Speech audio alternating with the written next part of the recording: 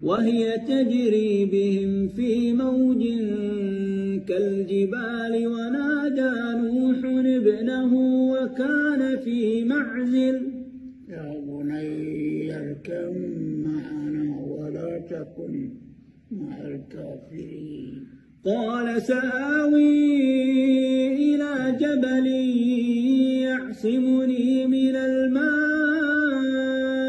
قال لا عاصم اليوم من أمر الله إلا من رحم وحال بينهما الموج وكان من المغرقين فكان من المغرقين وقيل يا أرض ابلعي ماءك ويا سماء أقلعي وغيض الماء وقضي الأمر واستوت على الجودي وقيل بعدا للقوم الظالمين.